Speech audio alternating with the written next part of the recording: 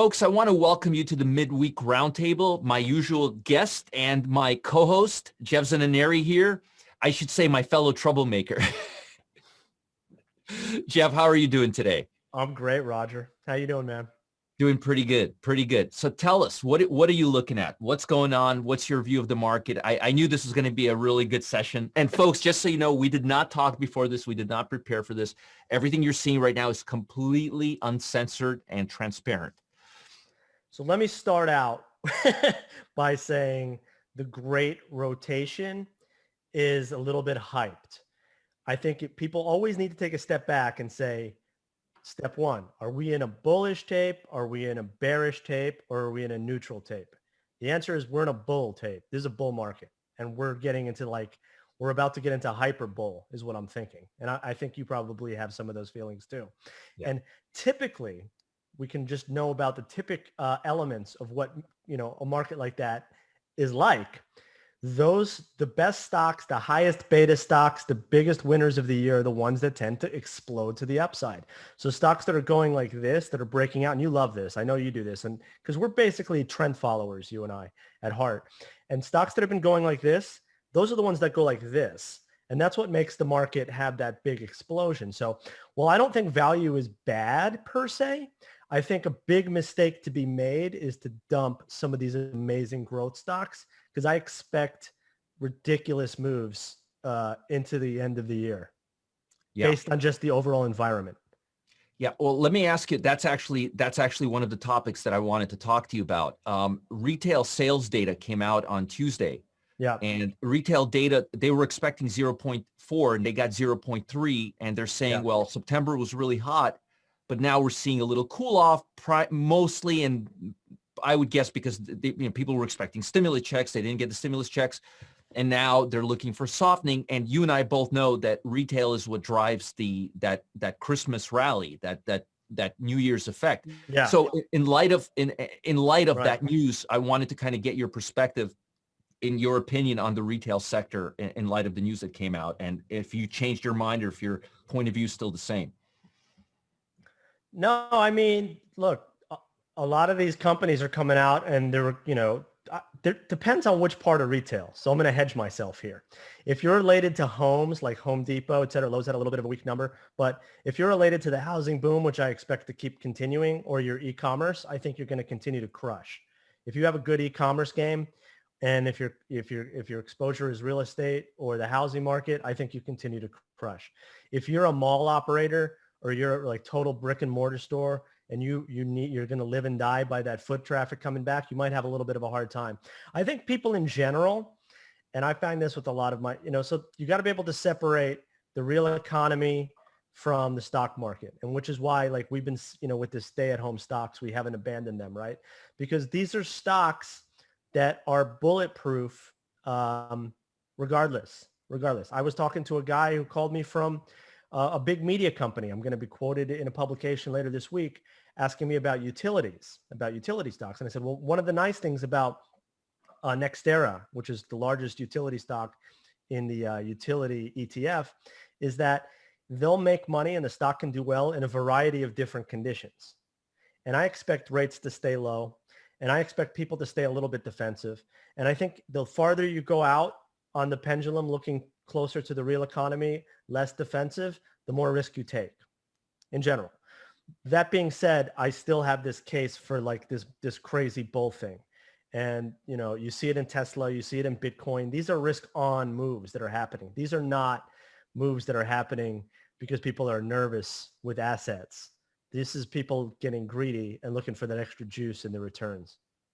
Do you believe that the mid caps and the Russells are going to continue outperforming the large caps, or do you think the large caps are going to start taking center stage again?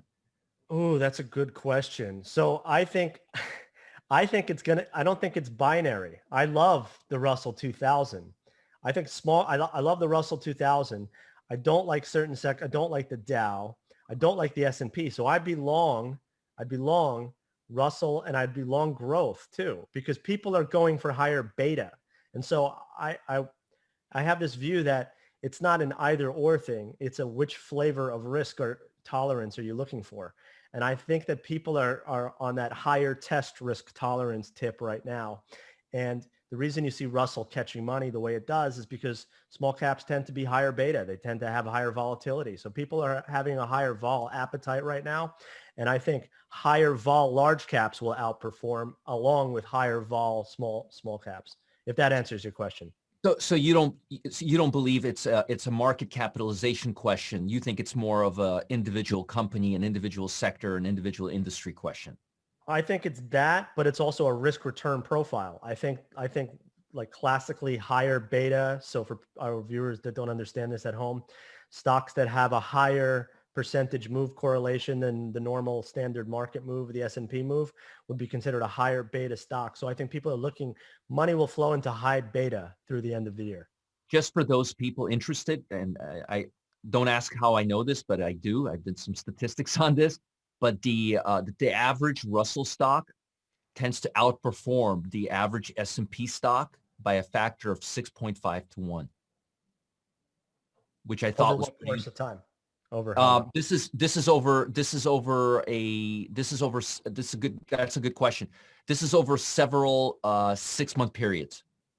We looked at a bunch of 6-month periods going back to 1974.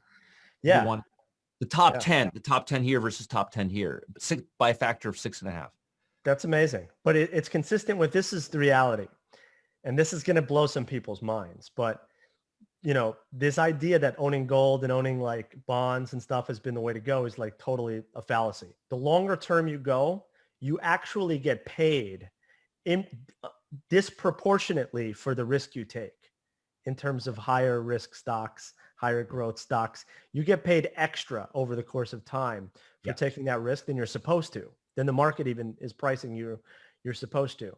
So if something like what you have drawdowns are deeper and they're harsher, but the longer you go out in time, the more it actually expands out. So that, not to like geek out on stats with you too hard, but totally makes sense. No, I always tell people who ask me, hey, I'm not a market timer, what do I do? And I always tell them, if you're not concerned with volatility, and if you're a longer term investor, just put your money into QQQ, just relax and sit tight. Because ultimately it'll end up the same place as, ultimately their correlation is 97%. You're going to have more volatility, but you're going to have a lot more upside as well. The NASDAQ is up. The NASDAQ is up 80%. The NASDAQ 100 is up 80% year to date, if you can believe that. Substantially more, and momentum levels are overbought. Now, I appreciate your answer in terms of the not being binary in terms of the sectors, but what about, let's just focus right now on the FANG stocks. Oh, yeah.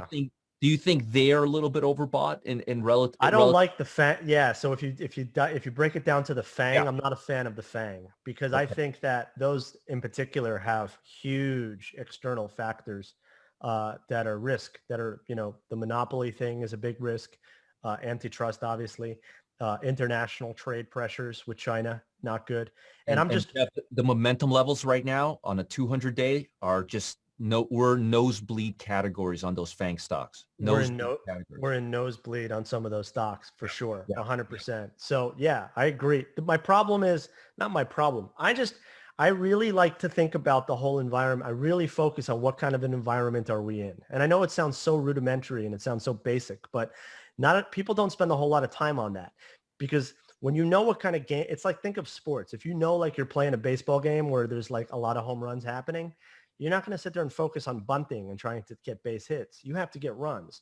And so I think we're in a high scoring game. I think we're going to continue to be in a high scoring game throughout the year.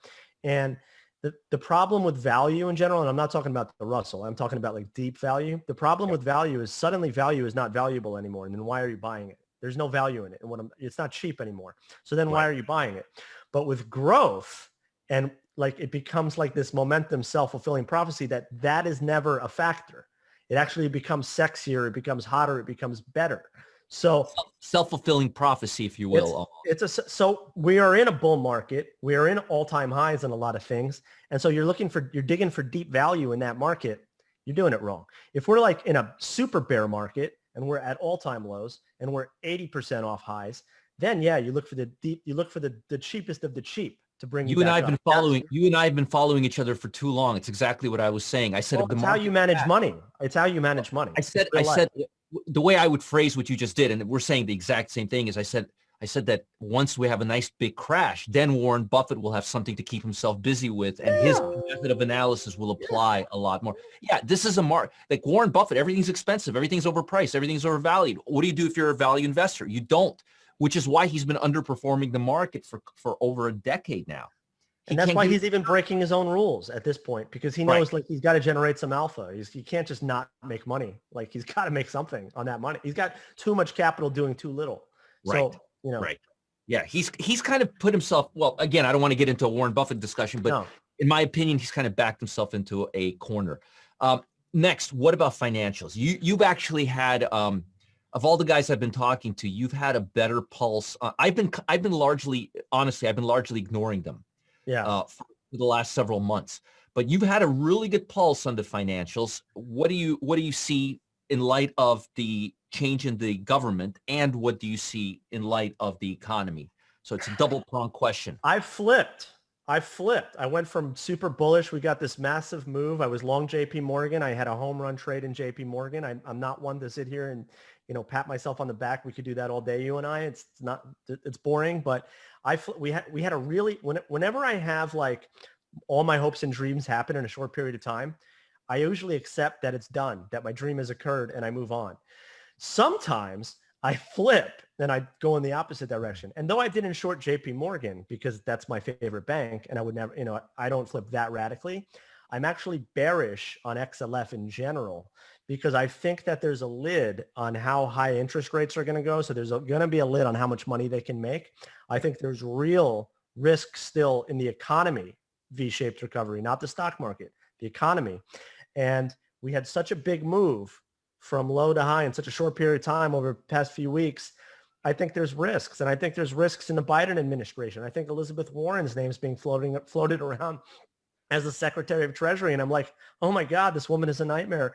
I mean, I don't want to be political, but there's plenty of great Democrats he can choose from that aren't her, that would be better for banks and better for Wall Street. I'm talking my own book. I'm talking. No, I agree with you. I couldn't agree with you more. I could not agree with you more. She's a fine lady, but for my purposes, for money-making purposes, for Wall Street, like, I wish I had an extra thumb to put down. And that's a risk. So that's a risk. So in the short run, rates have a cap. Rates are everything for banks right now. Banks have run like extraordinary, like 25%, 30% moves real quick. And so, take the money and run. And I flipped on the whole indice. I did a money link, long TLT, which rates going lower, TLT goes higher, short XLF. I just put that on last week. Say that. What was the long side? TLT. So long bonds. Okay, got it. Long bonds. Rates coming down. It's already working. Yeah. I put it on really because of the bonds, the whole gap thing on the first euphoria move, and it's worked right away. 10-year was at 97 bips the day I did it. It's already 10 bips lower. XLF is still around, not really breaking down at all. It's performing well, but it feels a little toppish here. But yeah, I looked at some of the financial stocks, and I couldn't agree with you more. On your flip position, I'm bearish. I'm bearish. That's trading. That's trading. Yeah, of course. You got it. The best traders flip like this in a second. Of course. Yeah. I believe. No, I was, when you were bullish on them, I was bullish on the investment bank, bank. No, I was too. I was very laser focused. I wasn't bullish on Wells Fargo. I'm sure Wells Fargo still. Yeah, but now it looks like the whole sector is definitely turning. What about international banks, like we've been talking, China and Spain? More downside, right? I couldn't be more constructively bearish on European banks if I tried. I mean, the thing is this, like, I spent a lot of time shorting stocks that people stopped me from shorting. I at one point was like one of Goldman's largest stock loan borrowers in the world. I was like with the top person. People who don't know this at home, when you short stock, you have to get what's called a locate for that stock. They lend you that stock so you can sell it short. So I spent half my morning every day on the phone with like one of the top people at that bank. Do you have 200,000 shares of this? Do you have 3? I want to short as much as you got. If any new stocks come out, I want to short it. And they'd be like, And then there's a dance, there's a game within the game where they're like, well, the rate, because you're borrowing it to short it, you have to pay interest to short it. So that's factored in. Maybe like, well, the rate's just gone up, Jeff, just a little bit. You want to borrow Santa? It's a little bit higher. It's incrementally higher. So I like to short stocks you can't find locates in, because the smart money, the predators of the world are trying to short that stock. Right. It'll be very interesting, and I'm going to be checking. You don't short Tesla, you short Santander. Like, of course. Just like not to interrupt you, but just a little, like, people are doing it, like especially amateur retail guys, they do it the other way. They try to short the strongest stock in the world when, like, right in plain sight is this dying deer that you don't even have to shoot. You could just like push it over and take it home for dinner. That's a very good analogy. Yeah, people love to time. They love to stand in front of a freight train. I don't know why. I don't know. I'd rather stand in front of a 90-year-old deer that's half dead, but it's going to taste the same with a little bit of garlic and butter, you know? I love it, Jeff. I love it. All right. Next topic. What about volatility? What do you think about the volatility? Because especially be careful what you say, because we're heading into this period right now, the end of the month. Listen, we're in an extraordinary year with extraordinary moves. It's the end of the month, the end of the quarters next month. It's the holidays. Vol's going to stay high. Vol stays high. When I say we're going into like a little bit of a hyper bull mode, I mean it's going to be high. There's a different type of market that comes around maybe once every 15, 20 years. It happens to different asset classes from time, which is a high volatility bull market. It's the rarest of rares. Typically, high volatility environment is bearish. Right. Low volatility is bullish. But every now and then you get a high vol bull market, which for traders is nirvana, because you get these like extraordinary daily swings, weekly swings. If you know how to time it, if you're active, nirvana. And so we're going to be in this high vol bull period, in my estimation, which we've already kind of entered end of the year, beginning Q1 2021. Before we conclude, if you had to put your pulse on three major sectors that are going to be driving the market between now and New Year's, what would you say those three sectors would be, Jeff? Wow. I think you can go long or short. How about that? You can go long and short.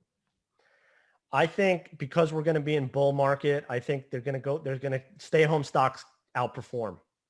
And it's contrarian because people are all rotated already wrong. The big winners of the year, they keep winning. They're going to win. People are going to chase them because they have to have them on their books at year end. So stay at home outperforms. Russell 2000 of indexes is going to outperform. And I have a sneaky suspicion that internet retail is going to continue to thrive. I think people that have money on the high end, people have money. Like, people have money. And home builders. I love home builders. That's an extra one. So 4. Home builders. Everything related to the housing boom. Housing boom is also about to go on total steroids. I have friends all day long that are like, oh, I got to lock in rates. I'm like, dude, this is not a small window. You might see a low 2 handle on a 30-year fixed mortgage very soon. Why? It's never happened. Because the pressure is so extraordinary to keep rates low by the government and by all governments in the world. We have so much negative yielding. This is the thing. People buy bonds on a curve. We have like $15 trillion in negative yielding bonds in the world right now. Like, it's extraordinary how much negative debt there is in the world. And so would you rather have to pay someone to take your money, or would you rather get paid a little bit of something to get your money? And people are going to start buying mortgage bonds in the U.S., and they already are. And it's just going to keep rates low. It's all graded on a curve. So, right. And people will buy houses, and they will fix their deck like I am, and they will do projects, and they will go to Home Depot. And so, like, you've been on that thing too. Like, everything related to that boom will go extra boom in 2021. That'll be the story of 2021, real estate, in my opinion. Yeah, I think residential home construction, home builders, defensive, basic utilities, stay at home. Although I'm seeing the stay at home sector broaden quite a bit, because now you have you have a lot of retail. Expedia is now on there. GM is now on there. Yeah. So I'm I don't want to call it the stay at home anymore, because it's not really stay at home, because when people think stay at home, they're thinking, I would call it, yeah. they're thinking No. Zoom, Peloton, and maybe Yeah. 5 more stocks. That's not No. really stay at home. I think it's an alternate. I would rather call it like the new paradigm companies, because Yeah. we are going into a new paradigm, Yeah. whether you like it or not. 2019 ain't coming back. No. So what I think is, I think cloud, internet and clouds, Yes. anything relating to the internet, very, Yes. very big. Anything relating to digital networks. I Yes. also believe REITs that specialize in holding clouds, marijuana companies, and residential that are moving. There's a lot of money moving from commercial to residential REITs. Residential. Yeah. Forget it. All residential. Stay away from commercial, folks. I also think individual credit is going to be a lot more valuable than business credit, which is why I'm still long Discover Card and short American Express, that option. I also think we're going to see a lot more growth in broader marijuana companies than very specific marijuana companies.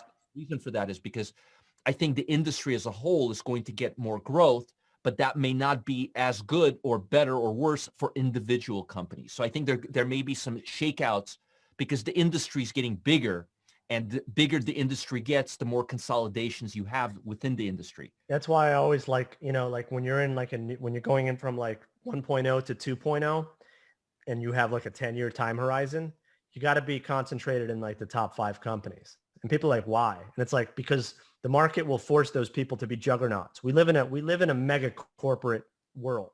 Yeah. And so like, you don't need your 5th best online book company like Amazon was competing with back in the day. Right. You just need them to do it really well and to have the support from the whole ecosystem, which like the canopies of the world will have, undoubtedly, in my opinion. And I also believe we're going to see some interesting pair trades. I was actually looking yesterday. I was actually looking yesterday at going long Uber and shorting Lyft. Wow, interesting. Lyft is doing quite bad, and Uber's making new highs right now. So that's one thing I'm looking at. I'm looking at that. And again, I'm looking at a lot of defensive stocks, like boring stocks. I think a lot of boring stocks, industrial, basic materials like Tupperware. I think we're going to see some upside in those stocks as well. But I think you and I are on the same page. My last question to you, Jeff, before we go, precious metals. What do you say about precious metals? If not now, when? If not now, when? Like, if they're not going now, when are they going to go? I mean, dollar was super weak. They should go. Like, all things that are commodity or anything that's priced in dollars, when the dollar goes weak, that isn't going up, is screaming at you. There's selling pressure. And I'm not giving up yet. Yeah. No, I hear you. But I mean, like, we're in this hyper. I think maybe that's another thing that happens next year. If it plays out the way I think it's going to play out, like people don't buy gold as much in like those short period. And when I say we're going to be in a hyper bullish period, those things don't normally last more than 6 months, 9 months. I don't think that we're going to be like that for 3 years. So when I say gold might underperform, I'm not talking for the next 10 years. I'm saying from here until May 2021, it might outperform. Fair enough. What about copper? Copper, I have like probably more bullish of opinion on, because I think we'll have a V-shaped recovery a little bit to some effect in the economy. I agree with you on that. Jeff, I want to thank you again. This was a very, very great. We always have great sessions between us. It's just like two guys getting on the phone and talking about the markets. And it's something I look forward to doing each and every week. So I want to thank you again from the bottom of my heart for entertaining me during this Wednesday morning. Folks, if you have questions, and I'm sure you've got a lot of questions, it's okay to contact us. We don't bite. Feel free to send us a love letter, a hate letter, a comment, feedback, criticism. We take it all. We have thick skin. Jeff's email is jeff@joyofthetrade.com. That's jeff@joyofthetrade.com. And my email is support@marketgeeks.com. That's support@marketgeeks.com. It's been an old email. I've used it forever. Please feel free to reach out. Jeff, I want to thank you for your time again, and have a wonderful, wonderful week ahead. And I'll talk to you on Friday. Thanks, Roger. I enjoyed it. Have a great day, guys. Bye, guys. Take care.